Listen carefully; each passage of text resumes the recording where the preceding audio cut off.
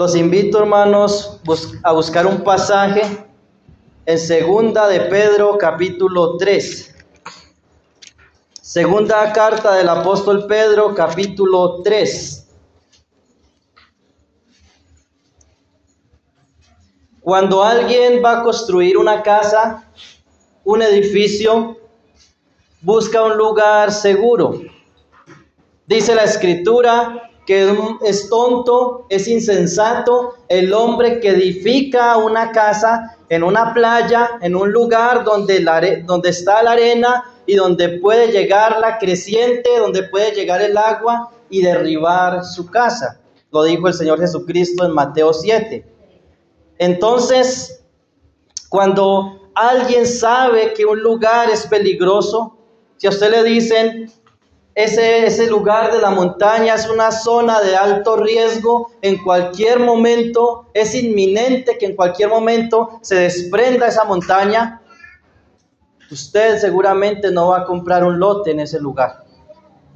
Si a usted le venden un lote muy barato, muy económico, muy bonito, en toda la orillita de un río que tiene antecedentes de crecientes y que se está anunciando una gran avalancha, no sería muy sensato, no sería muy sabio si usted edifica su casa a la orilla de ese río. Sin embargo, muchos hombres y mujeres en la vida edifican su vida, gastan sus fuerzas, gastan todo su ser construyendo una vida sobre algo que pasará, sobre una tierra que, como vamos a ver el día de hoy, será quemada. Tal vez muchos son sabios para construir su casa en un lugar seguro, pero no son sabios para edificar su vida en un terreno seguro. Y el único terreno seguro es Cristo. Vamos a leer el texto. Primera de Pedro, capítulo 3, versículo 1 al 11. Segunda de Pedro, perdón. Gracias, hermana. Segunda de Pedro 3, 1 al 11. Amados, esta es la segunda carta que os escribo, y en ambas despierto con exhortación vuestro limpio entendimiento, para que tengáis memoria de las palabras que antes han sido dichas por los santos profetas, y del mandamiento del Señor y Salvador dado por los apóstoles, sabiendo primero esto, que en los postreros días vendrán burladores andando según sus propias concupiscencias y diciendo, ¿dónde está la promesa de su advenimiento? Porque desde el día que los padres durmieron, las cosas permanecen así como desde el principio de la creación. Estos ignoran voluntariamente que en el tiempo antiguo fueron hechos por la palabra de Dios los cielos y también la tierra que proviene del agua y por el agua subsiste, por lo cual el mundo de entonces pereció anegado en agua. Pero los cielos y la tierra que existen ahora están reservados por la misma palabra y guardados para el fuego en el día del juicio y de la perdición de los hombres impíos. Mas, oh amados, no ignoréis esto, que para con el Señor, un día es como 1000 años, y 1000 años como un día. El Señor no retarda su promesa, según algunos la tienen por tardanza, sino que es paciente para con nosotros, no queriendo que ninguno perezca, sino que todos procedan al arrepentimiento.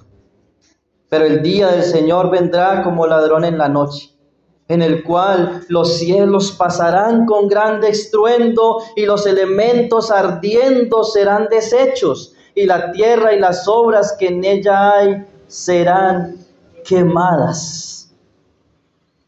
Puesto que todas estas cosas han de ser deshechas, ¿cómo no debéis vosotros andar en santa y piadosa manera de vivir, esperando y apresurándoos para la venida del día de Dios, en el cual los cielos encendiéndose serán deshechos y los elementos siendo quemados se fundirán. Pero nosotros esperamos según sus promesas cielos nuevos y tierra nueva en los cuales mora la justicia. ¡Qué promesa! Tenemos una gran promesa en el texto. La gran promesa es que esperamos cielos nuevos y tierra nueva. En la primera carta de Pedro, capítulo 1, habla de la herencia en el cielo para los hijos de Dios. Vamos allí por un momento. Primera de Pedro, capítulo 1, versículo 4, dice: para una herencia incontaminable e inmarcesible, reservada en los cielos para vosotros. Esa es la esperanza del cristiano. Eso es lo que espera el cristiano. Esperamos a Cristo. El cielo es cielo, el cielo es paraíso. El cielo es el mejor lugar donde cualquier ser puede estar, sean ángeles, sean seres humanos. El cielo es el paraíso, el mejor lugar, porque allí está el Señor. Si allí estuviera el Señor, si allí no estuviera ese Señor, no valdría la pena. El cielo es cielo precisamente porque allí está Cristo, y Cristo, dice Colosenses capítulo 3, Cristo es nuestra esperanza de gloria.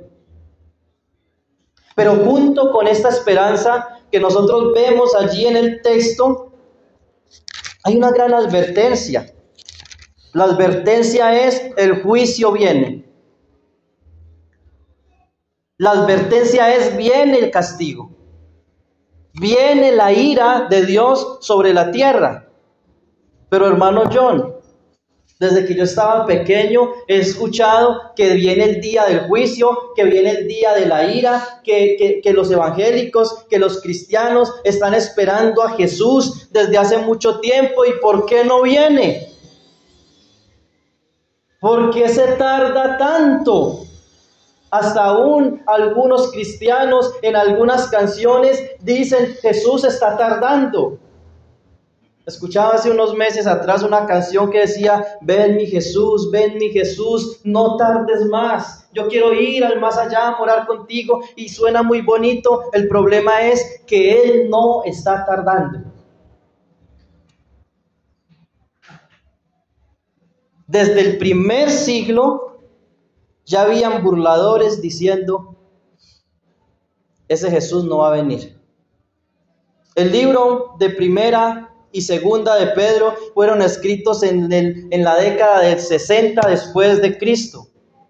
Se cree que aproximadamente en el año 66 después de Cristo fue escrito Segunda de Pedro. ¿Cuánto tiempo había pasado desde la crucifixión y resurrección de Cristo y ascensión a los cielos hasta que se escribe este libro? Según algunos, del año 66 a 68. ¿Cuánto tiempo ha pasado? Ha pasado aproximadamente 36 años o 38 años, la edad que yo tengo. No había pasado mucho tiempo, y miren lo que dice el versículo 3, sabiendo primero esto, que en los postreros días vendrán, ¿qué? Burladores que andarán según sus propias concupiscencias. Concupiscencia significa deseos intensos, y en este contexto deseos intensos por el pecado. Versículo 4, y diciendo: ¿dónde está la promesa de su advenimiento o su venida? La misma palabra. ¿Dónde está la promesa de su venida? Porque desde el día que los padres durmieron, todas las cosas permanecen así como desde el principio de la creación. Ustedes llevan más de 30 años diciendo que Jesús vendrá por segunda vez, y a verlo, ¿dónde está? Y más en un contexto judío. Recuerden que el Imperio Romano estaba lleno de judíos que habían sido esparcidos, aún desde los que fueron esparcidos en el año 607, 597 y 586 antes de Cristo. Y también hubo una gran persecución. Vemos allí en el libro de los Hechos, capítulo 11, que por la muerte de Esteban hubo una gran persecución sobre los cristianos, y muchos de estos cristianos eran también judíos. Y por eso ellos dicen: ¿dónde está la promesa de su venida? Muchos de esos judíos estaban decepcionados porque ellos esperaban a un Cristo, a un Mesías que nacería en Belén, que vendría de una virgen, que entraría triunfante a Jerusalén, pero que establecería inmediatamente un reino eterno. Ellos no tenían conocimiento de un gran valle, digámoslo así, que había de tiempo, que es la iglesia, desde la primera venida hasta la segunda venida. Los profetas vieron las profecías y ellos imaginaron que en su primera venida el Señor Jesucristo, el Mesías, establecería su reino. Muchos de ellos estaban decepcionados y estaban incluso algunos de ellos abandonando el judaísmo. Y la reacción era: desde que nuestros padres murieron, ya casi 40 años, estamos escuchando decir que Jesús va a volver. Y a verlo, ¿dónde está? Y ya han pasado casi 2000 años. Y la iglesia sigue esperando al Señor. Muchos padres, muchos hermanos han pasado a la presencia de Cristo. Han pasado muchas generaciones y la iglesia ha esperado al Señor, y la iglesia hoy sigue esperando al Señor. ¿Se está tardando Jesús? ¿Está demorado Jesús? No. No se está tardando. El problema de muchos hoy es el mismo problema que había en el año 68 o 66 después de Cristo, cuando la iglesia estaba muy nueva. Ellos tenían un gran problema, versículo 5. Estos ignoran voluntariamente que en el tiempo antiguo fueron hechos por la palabra de Dios los cielos y la tierra, que proviene del agua y por el agua subsiste, por lo cual el mundo de entonces pereció anegado en agua. Cuando uno lee el Génesis, uno, si lo lee por primera vez o si lo lee a la ligera, uno ve y parece que desde la creación, en Génesis capítulo 1 hasta Génesis capítulo 6, 7 y 8, que ocurre el diluvio, ha pasado muy poco tiempo. Parece que han pasado solo 50, 100 años, pero en realidad ha pasado mucho tiempo. Aproximadamente unos 1000 años o más de 1000 años han pasado desde la creación del hombre hasta los días de Noé. Así que cuando Noé aparece, y algunos dicen son como 1500 años, cuando Noé aparece, Dios le habla a Noé y le dice: construye un arca porque voy a destruir la tierra por medio de agua. Ha pasado muchas generaciones y de Noé se burlaron. De Noé se burlaron, a Noé no le creyeron. Dice la escritura en Primera de Pedro, capítulo 3, que solamente se salvaron en el arca 8 personas. Y Noé, que era un predicador de justicia, que hablaba de la justicia de Dios, de la santidad de Dios y de la gracia de Dios para con el mundo, enviando un arca para que el que creyere subiese a esa arca y se salvase. Pero el hombre no creyó. Y el mundo, dice versículo 6, pereció anegado, inundado en agua, y todo ser viviente, todo en lo que había hálito de vida, pereció, excepto quienes estaban en el arca. Pero luego añade: pero los cielos Esto que vemos, la atmósfera y la tierra que vemos ahora, que existen ahora, están reservados por la misma palabra. Ojo, es el mismo Dios. Es el mismo Dios que dijo que enviaría un diluvio sobre la tierra. Es el mismo Dios que le dijo a Noé, constrúyete un arca. Es el mismo Dios que abrió la puerta del arca y el mismo Dios que la cerró. Por la misma palabra dice que la tierra y el cielo están guardados, versículo 7, para el fuego en el día del juicio y de la perdición de los hombres impíos. El mismo Dios, la misma palabra, la misma tierra reservada para el fuego. Oh amados, dice, para el Señor no tiene afán. El Señor no tiene afán. Para Él, 1000 días,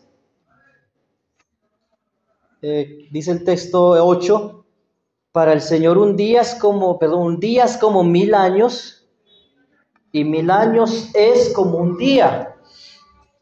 Palabras del Salmo 90.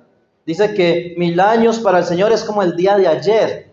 Dice el salmista allí, Moisés, que es el autor del Salmo 90, hablando de la brevedad de la vida, dice que para el Señor un día es como 1000 años como un día. En conclusión, el Señor no tiene afán. Y ahí es donde entra a hablar acerca de la paciencia de Dios. Versículo 9, el Señor no retarda. El Señor no está tardado. El Señor no retarda su promesa, según algunos la tienen por tardanza, sino que es paciente. Paciente. Oh, la paciencia de Dios. La paciencia de Dios. La longanimidad de Dios. Es una paciencia dilatada. Es una paciencia extendida. Eso significa esa palabra extraña, longanimidad. Una paciencia extendida. Es una paciencia que el Señor ha tenido desde la creación, la tuvo con el hombre hasta el diluvio. Desde el diluvio la tuvo. Tuvo paciencia en los días de la Torre de Babel con el hombre, quien vio su gracia. Tuvo paciencia con el pueblo de Dios al levantar a un patriarca como Abraham, de donde vendría una descendencia, de donde vendría el Mesías. Tuvo paciencia con la descendencia de Jacob, les dio una nación, les dio las leyes, les dio el pacto, los mandamientos. Tuvo tanta paciencia con ese pueblo, lo sacó de Egipto, les dio una tierra, les dio una nación, envió al Salvador Jesucristo. Y lleva teniendo casi 2000 años de paciencia en este tiempo de la iglesia, no solo con los impíos, no solo con los incrédulos, sino también con la misma iglesia. La paciencia de Dios. Los invito a Romanos capítulo 2. Romanos capítulo 2, vamos a leer los primeros 6 versículos.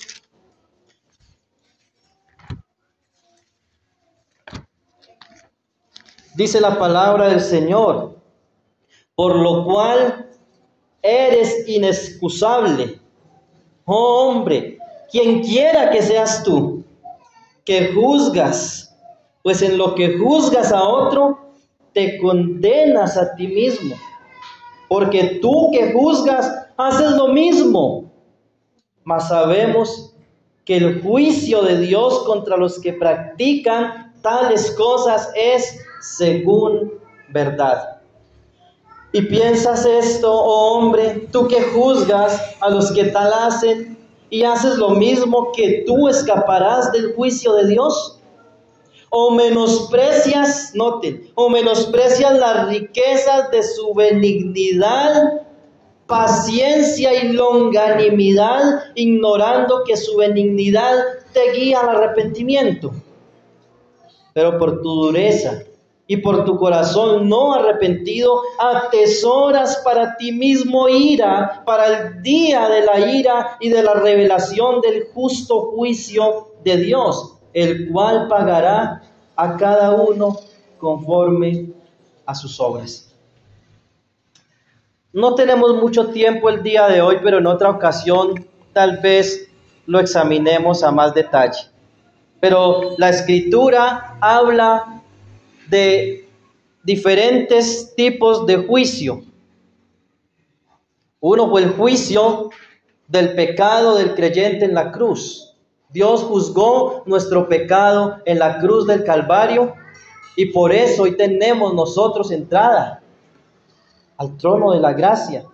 Pero también habla que los impíos serán juzgados. Hay un gran juicio según Apocalipsis 20, pero también habla de que las obras del creyente serán juzgadas. A eso se le conoce como el tribunal de Cristo, donde las obras del creyente serán examinadas y todo lo que usted haya hecho en la obra del Señor, lo que usted haya hecho en la sociedad, todo será pesado. Y de acuerdo a eso usted recibirá recompensa. Dice, Él pagará a cada uno según su obra. Pero habla de ira. Habla de ira y de castigo, pero me llamó poderosamente la atención el versículo 4, donde dice que el problema es menospreciar las riquezas de su benignidad, paciencia y longanimidad. Recuerden, longanimidad es una paciencia extendida, es misericordia extendida. Hermanos, eso es lo que ha hecho Cristo. Eso es lo que ha hecho el Señor con la humanidad. Ha extendido su paciencia. Él pudo haber venido hace 50 años atrás. Él pudo haber venido hace 20 años, pero si hubiese venido hace 20 años, muchos aquí se hubiesen perdido. Y si el Señor no vino el día de ayer, es porque sigue siendo paciente con muchos que en esta mañana aún no han venido a Jesús, aún no han abierto su corazón a Cristo, no han venido a Él en arrepentimiento. Y si usted no viene a Cristo hoy, es posible que la puerta de la paciencia de Dios se cierre. Porque los creyentes no esperamos la muerte. Somos conscientes de la muerte. Somos conscientes que en cualquier momento podemos morir. Pero no la esperamos. Esperamos la venida de Cristo. Esperamos el arrebatamiento de la iglesia. Eso es lo que debe esperar el cristiano. Hay muchos cristianos que dicen, yo me quiero morir. No esperemos la muerte, esperemos a Cristo, pero siendo conscientes de que podemos morir en cualquier momento. Hermanos, el Señor ha sido paciente hasta hoy. No solo con los impíos, también con la iglesia, con usted, que tiene ese pecado ahí escondido y no lo ha confesado delante del Señor, que tiene esa enemistad, que tiene esa raíz de amargura, que tiene ese rencor en su corazón, que tiene ese odio, que no quiere perdonar a ese familiar que le hizo tanto daño, que no quiere perdonar a ese vecino, que no quiere perdonar a ese padre, que no quiere perdonar a esa madre, a ese hijo. Pero si usted es hijo de Dios, usted debe reconocer en esta tarde que usted tiene que obrar de acuerdo a lo que las Escrituras dicen. Y la Biblia dice, perdona como Cristo perdonó, ame como Cristo amó. Desecha toda raíz de amargura, desecha toda raíz de rencor, de odio, de envidia, de vanagloria. Huye de la idolatría. Huye de la fornicación. No mintáis los unos a los otros, como conviene a santos. El que hurtaba, no hurte más. Pagad lo que debéis. Tantas cosas que sabemos que son parte de la voluntad de Dios y que lo hacemos deliberadamente a veces.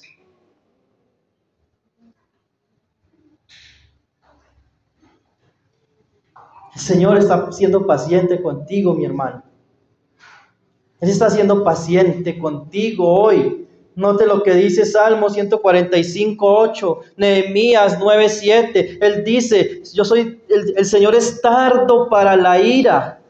El Señor es tardo para la ira y grande en misericordia. Éxodo 34:6. Tardo para la ira y grande en misericordia. Romanos 9:22.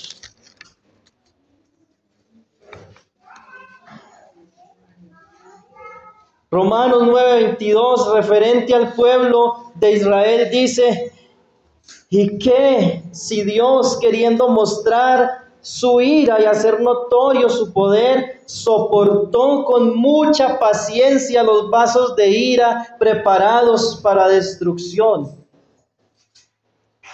El Señor soporta con paciencia. Usted, si no tiene a Cristo, es un vaso de ira. Usted, si no tiene a Cristo, es un hijo de ira. Según Efesios capítulo 2, la Escritura dice, nosotros sin Cristo éramos hijos de ira, lo mismo que cualquier pagano. Usted hoy es creyente, usted hoy es un hijo de Dios, pero por la gracia y por la paciencia de Dios, eso es así. Porque usted en el pasado, ¿qué era? Un hijo de ira, un vaso de ira, y Dios te soportó. Y no solo te soportó, sino que te llamó. ¡Qué gracia! ¡Qué misericordia! Usted mereció haber muerto hace mucho tiempo por causa de tu pecado. Igualmente, este servidor merecía haber muerto mucho tiempo atrás, pero en su gracia, en su paciencia, Él retuvo su ira, su enojo. Y aquí estamos, sirviendo al Dios vivo y verdadero, como dice 1 Tesalonicenses capítulo 1, versículos 9 y 10, que Él nos salvó de los ídolos para servir al Dios vivo y verdadero y esperar de los cielos. ¿A quién? A Jesús, a su Hijo, a Jesús, el que nos libra de la ira venidera. Hermanos, hay una ira venidera, no ignoremos esto. No juguemos con fuego, literalmente hablando. No juguemos con candela. La paciencia de Dios es muy grande, pero su justicia es igualmente grande. Su justicia es igualmente grande. Y Él vendrá en justicia. En su primera venida, Él vino lleno de gracia, de verdad, de misericordia. Y esto no pasará, y esto no cambiará jamás. Pero en su segunda venida, hará resaltar uno de sus atributos, que es su justicia y su ira sobre el mundo. Pero sí será cierto, hermano John, que el Señor va a mandar candela. Pues yo no lo dije, lo dijo el texto, ¿cierto? En 2 de Pedro 3. Dice que el cielo y la tierra están reservados por la misma palabra de Dios para el día de la ira y están reservados para el fuego. ¿Cómo serán los detalles de esto? No lo sé, hermano, mi hermana. Solo sé que la palabra del Señor dice que viene un día de la ira. Y esa expresión día de la ira, el día de Jehová, el día de Cristo que aparece tanto en las Escrituras, no necesariamente está hablando de un día literal, sino que está hablando de una época de juicios que vienen sobre la tierra. Ahí entra el libro de Apocalipsis. Cuando usted lee el libro de Apocalipsis, desde el capítulo 4, donde se menciona la adoración celestial, la iglesia adorando al Señor en la presencia de Cristo. Luego en el capítulo 6 comienza a hablar de que el Cordero, que es digno de abrir el libro y desatar los sellos, comienza a desatar cada sello, cada juicio sobre la tierra.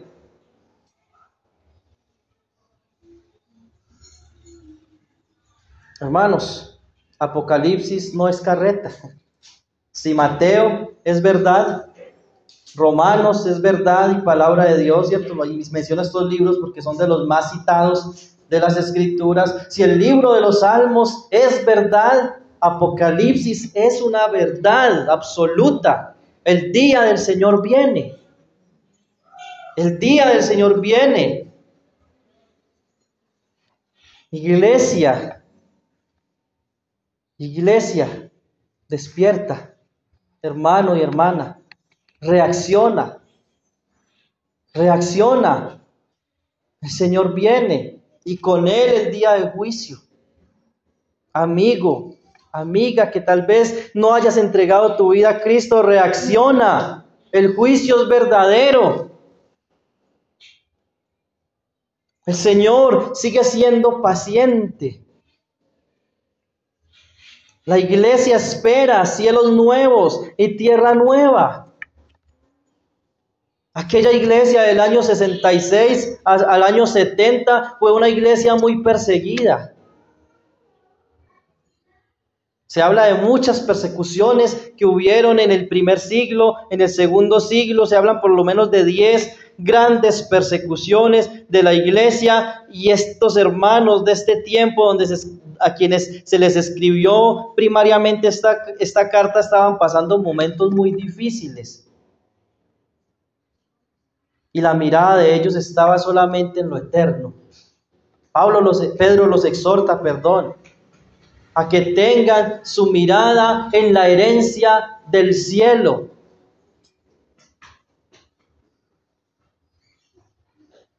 Segunda de Pedro 3, ahí mismo en nuestro texto, pero vamos a leer ahora el versículo 15. Dice: tened entendido que la paciencia de nuestro Señor es para salvación. Hasta ahí. Tened entendido que la paciencia de nuestro Señor es para salvación. Primera de Pedro, capítulo 3, versículo 20. 3 páginas más atrás. Primera de Pedro 3, 20. Dice: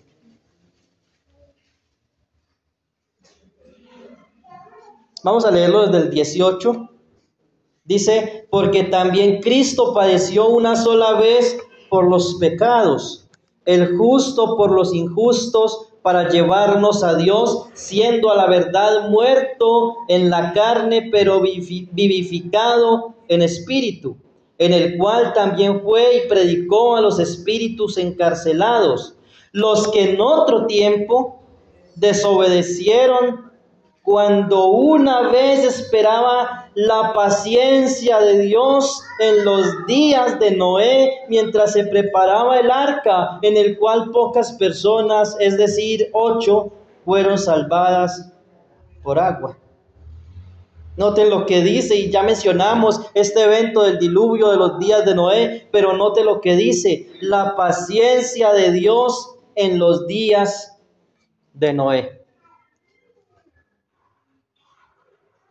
Según algunos eruditos, personalmente estoy de acuerdo con los que dicen lo que voy a decir, que el arca, desde que Dios llamó a Moisés hasta el día que descendió las aguas del cielo y subieron las aguas del abismo, ocurrieron 120 años. Yo sé que hay posiciones diferentes aquí y allí, pero personalmente creo que ese tiempo gastó Noé para predicar y construir el arca, y que fue un tiempo de paciencia de Dios. El Señor fue paciente desde el principio, desde los días de la caída, desde Adán. Pero en este tiempo, mientras Noé, como pregonero de justicia, como predicador de justicia, dice allí más adelante en la segunda carta de Pedro, capítulo 2, versículo 5, dice: y si no perdonó al mundo antiguo, sino que guardó a Noé, pregonero de justicia, con otras 7 personas, trayendo el diluvio sobre el mundo de los impíos. Habla de Noé pregonero, de Noé predicador de justicia. Hubo paciencia de Dios allí, como leímos en 1 de Pedro 3:20, la paciencia de Dios en los días de Noé. Él es paciente, hermanos, para salvación. Dios no cambia, Dios es inmutable. Como dice que por la misma palabra de Dios, porque es el mismo Dios, el cielo y la tierra están reservados para el día de la ira. Vamos a nuestro texto nuevamente, segunda de Pedro, capítulo 3. Ahora, por último, quisiera mirar este punto en el versículo 11. El razonamiento de Pedro. El razonamiento de Pedro es un poco similar, y las comparaciones no son perfectas, pero es un poco similar a lo que decíamos al principio. Usted no va a construir una casa en un derrumbe, usted no va a construir una casa en un río por el cual va a bajar una avalancha. ¿Por qué? Porque usted sabe que viene la avalancha, usted sabe que viene la montaña, usted no lo va a hacer a menos que sea un tonto, o usando un lenguaje más bíblico, un imprudente, un insensato. Sin embargo, muchos siguen viviendo en esta vida como si Dios no existiera, sabiendo que Dios existe. Y si usted está aquí en esta mañana, es porque usted sabe que Dios existe. Si usted pensara Dios no existe, no hubiese pasado esa puerta. O si de pronto hay alguien que cree que Dios no existe, las evidencias de que Dios existe son desbordadas, pero no es el momento de hablar de esto. Sabiendo aún que hay un Dios, sabiendo aún, y yo puedo asegurar que la mayoría de los que están aquí creen que la Biblia es la palabra de Dios. Aún muchos que aún no son cristianos creen que Dios existe, creen que la Biblia es la palabra de Dios y creen aún que lo que hemos leído hoy es verdad. Pero ¿cuál es el razonamiento de Pedro inspirado por el Espíritu Santo? Versículo 11, puesto que todas estas cosas han de ser deshechas. Sí, hermano, esa casita va a ser deshecha. Sí, mi querido hermano, la motico, el carro, eso va a ser deshecho. Y la idea en el original es que la tierra, los elementos ardiendo, dice allí una parte, creo que es en el versículo 10, sí, en el versículo 10, dice, pero el día del Señor vendrá como ladrón en la noche, en el cual los cielos y la tierra pasarán con gran estruendo y los elementos ardiendo serán deshechos. La idea allí en el original es que los elementos crujiendo. ¿Han quemado ustedes maleza? Cuando se roza un tajo y se quema maleza, palos, ¿cómo hace eso? Eso cruje, ¿cierto? Suena, hace explosiones pequeñas y va crujiendo mientras el fuego va comiendo, va crujiendo. Cuando se quema una casa, no sé si alguien ha tenido la oportunidad desagradable de ver quemar una casa. Eso arde muy bueno, pero es muy desagradable porque los dueños están viendo quemar su casita. Pero ¿alguien ha visto quemar una casa? Eso suena, cruje, y es tremendo ver después de que la casa se quema, uno entrar y ver que todo, no es sino carbones y que aún ciertos metales se derriten. Ver metal derretido después de un incendio, eso es algo impresionante. Los elementos crujiendo, ardiendo, serán deshechos, y el razonamiento aquí es, si todas estas cosas van a ser deshechas, tu casa, tu carro, tus vestidos favoritos de tu closet, no vas a tener tiempo de llevarlos en el arrebatamiento, ni cuando salgas huyendo el día que venga el juicio de Dios. todo eso va a arder. Los centros comerciales, los más grandes edificios, así como se derrumbó Babel, como se derrumbaron los muros de Jericó, se derrumbarán, dice la Escritura en Apocalipsis, que las potencias del mundo serán conmovidas. Allí no habrá presidente, allí no habrá dictador que pueda detener la ira de Dios. No habrá Naciones Unidas que puedan enfrentarse a Dios, aunque en un momento dado tratarán de hacerlo engañados por Satanás, pero el Señor vendrá y con el poder de la palabra que sale de su boca los consumirá con fuego. Apocalipsis 19. Y Pedro dice en su razonamiento, puesto que todo esto es verdad, puesto que todas estas cosas van a ser deshechas, ¿cómo no debéis, hermano? ¿Por qué no andas? ¿Por qué no andas en santidad? ¿Cómo no debéis andar en santa y piadosa manera de vivir? Vivir en pecado, siendo usted ya rescatado, siendo usted salvado por Cristo, vivir en pecado, continuar, perseverar en pecado, eso es cambiar espejitos por oro. Eso es como dice Pedro en su primera carta, o en su segunda carta, capítulo 1, tener la vista muy corta. Allí lo dice, no lo digo yo, lo dice la palabra del Señor. Segunda de Pedro 3:1 dice cómo debe vivir un creyente que sabe, que es consciente que esto es temporal, que Cristo viene, que lo que importa es la gloria de Dios. Mire lo que dice. Y si usted es un hijo de Dios, mire lo que dice de usted la Escritura. Como todas las cosas que pertenecen a la vida y a la piedad nos han sido dadas por su divino poder, mediante el conocimiento de aquel que nos llamó por su gloria y excelencia, por medio de las cuales nos ha dado preciosas y grandísimas promesas, para que por medio de ellas llegasteis a ser participantes de la naturaleza divina, habiendo huido de la corrupción que hay en el mundo a causa de las concupiscencias. Vosotros también, poniendo toda diligencia, por esto mismo, añadid a vuestra fe virtud, a la virtud conocimiento, al conocimiento dominio propio, al dominio propio paciencia, a la paciencia piedad, a la piedad afecto fraternal, al afecto fraternal amor, porque si estas cosas están en vosotros y abundan, no os dejarán estar ociosos ni sin fruto en cuanto al conocimiento de nuestro Señor Jesucristo. Pero el que no tiene estas cosas, tiene la vista muy corta.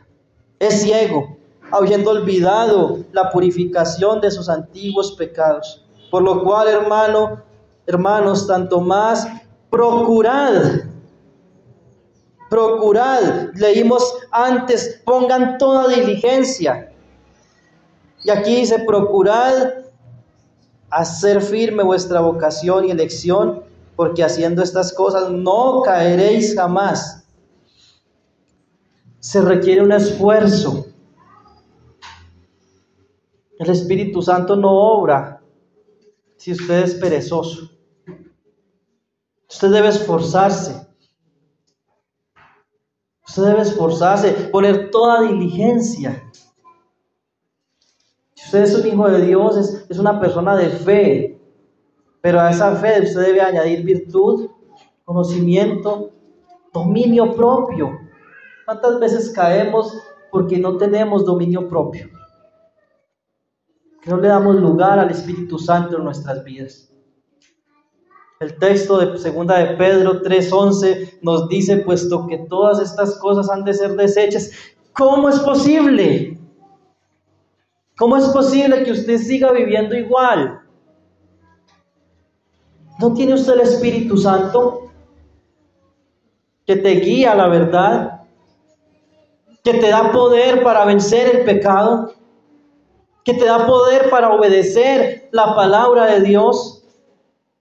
¿No lo tienes? ¿Cómo no debéis andar en santa y piadosa manera de vivir. No, no es una Semana Santa, es una vida santa. Es un estilo de vida, no es un día en la semana, no es una semana en el año, no es media hora en el día. Nos volvemos religiosos, no hacemos el rosario, pero hacemos el devocional en la mañana y pensamos que ya con eso es suficiente y salimos de nuestra casa y seguimos viviendo igual. Se requiere diligencia, esfuerzo, afán, esfuerzo, dominio propio. Es usted quien decide pecar o no pecar. No espere que el Espíritu Santo va a venir a manera del genio de Aladín y con una vara mágica te va a hacer inmune al pecado y va a quitar de ti todo deseo de pecar. Y de ahí en adelante ustedes van a andar como por el aire y le van a empezar a retoñar 2 alitas en la espalda. No funciona así. Se requiere diligencia. Se requiere esfuerzo. Se requiere comunión. Comunión para que usted esté fuerte. Dice la Escritura: vestidos de toda la armadura de Dios para que podáis estar ¿qué?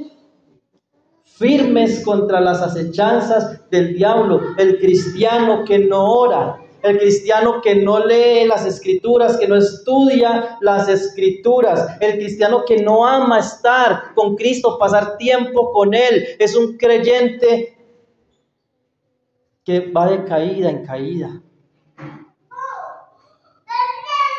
Si usted quiere vencer, si quiere ser un cristiano firme, hermano, óigame muy bien. Óigame muy bien. No se despegue del Señor. Aférrate a Él. Es algo de todos los días. Noten que ahí no habla de un evento en nuestra vida. Habla de ¿qué? De una manera de vivir.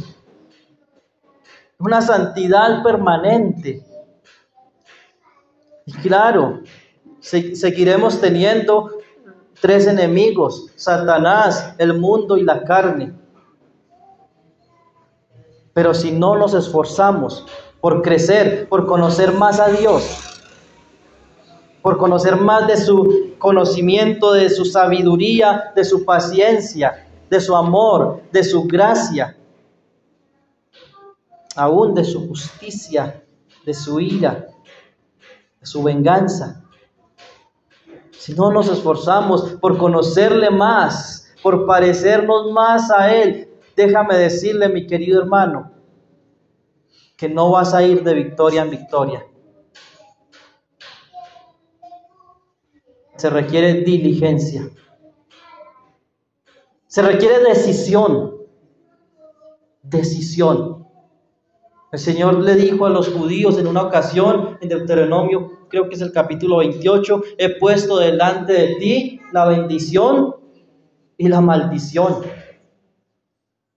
Lamentablemente la mayoría de ellos se fueron por el camino de la maldición y quedaron postrados en el desierto. ¿Pero por qué lo hicieron? Porque ellos escogieron. Dios les dice: escoge pues la bendición para que vivas tú y tu descendencia. El Señor está siendo paciente contigo, hermano. 1 año más. Ya vamos en abril. Este año va veloz. Este año va más veloz que el año pasado. Va veloz. Y no sabemos. Usted no sabe si va a llegar a Navidad. Usted no sabe si el Señor venga antes de la Navidad. O si tal vez el Señor te llame a ti individualmente antes de Navidad. Y yo sé que muchos tenemos planes a corto plazo, a mediano plazo, a largo plazo, y no está mal. Está bien tener planes, tener proyectos. El problema es cuando pasamos por encima de Dios, de la palabra de Dios, para hacer nuestros planes y vivir como si Dios no existiera. Ese es el problema. Pero ¿sabe qué, hermano? ¿Sabe qué, amigo? El Señor es paciente contigo. Y te llama hoy, mi querido hermano, a arreglar cuentas con Él. Arreglar cuentas con tu hermano. Arregla cuentas. Soluciona. Abandona ese pecado. Hay poder en Cristo, hermanos. Hay poder en Él para vencer el pecado, para abandonarlo. Esfuérzate, sé diligente, toma una decisión hoy de abandonar ese pecado, de confesarlo. El martes hablábamos de eso, de la confesión. Si confesamos nuestros pecados, Él es fiel y justo para perdonar nuestros pecados y limpiarnos de toda maldad. No importa la gravedad del pecado, la sangre de Cristo es suficiente para perdonar cualquier pecado. Sea una mentira, sea adulterio, sea fornicación. Si tú vienes a Cristo, Él te perdona. Pero tienes que empezar. No te quedes ahí estático. Levántate, párate. Dile: Dios, me arrepiento. Dios, perdóname. Dios, quiero tener comunión contigo. Dios, quiero anhelar con ansiedad. Quiero anhelar con gozo tu venida.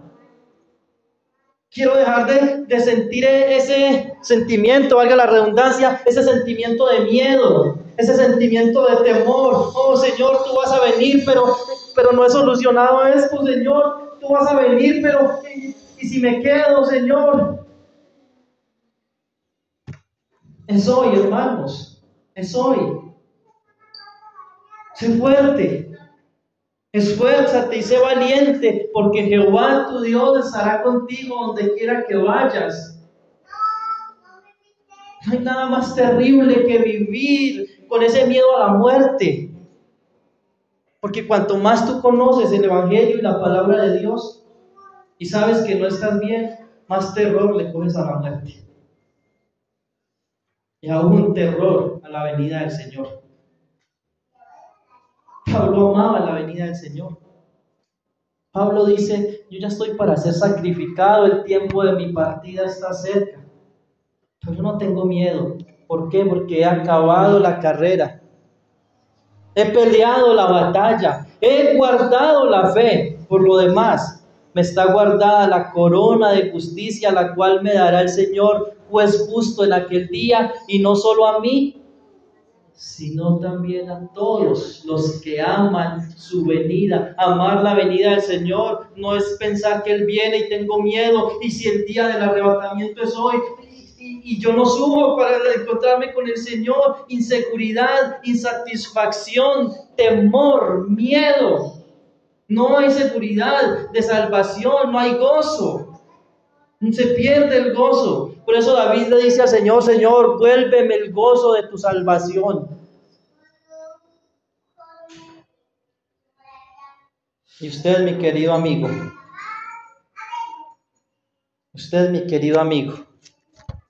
hay un texto para usted en esta tarde.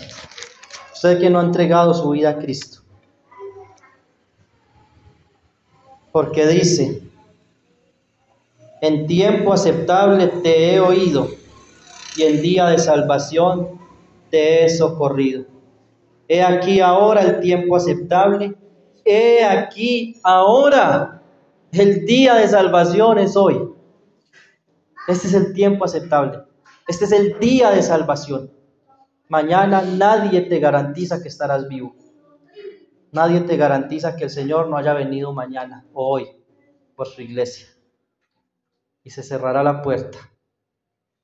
Ya no habrá oportunidad. Es hoy. Dice el texto que leímos al principio en 2 de Pedro 3:9: el Señor no retarda su promesa, según algunos la tienen por tardanza, sino que es paciente para con nosotros, los creyentes, pero también está siendo paciente para contigo, que no has venido a Cristo aún. Ven a Él, que hay salvación en Cristo. Él dijo: el que a mí viene, yo no le echo fuera. Su gracia es suficiente. Él vino a buscar y a salvar lo que se había perdido. Ese es el significado de la cruz. Él murió por ti allí, cargó tus pecados. Ven a Él, que hay salvación en Cristo. Padre, gracias por tu palabra. Gracias, Señor, porque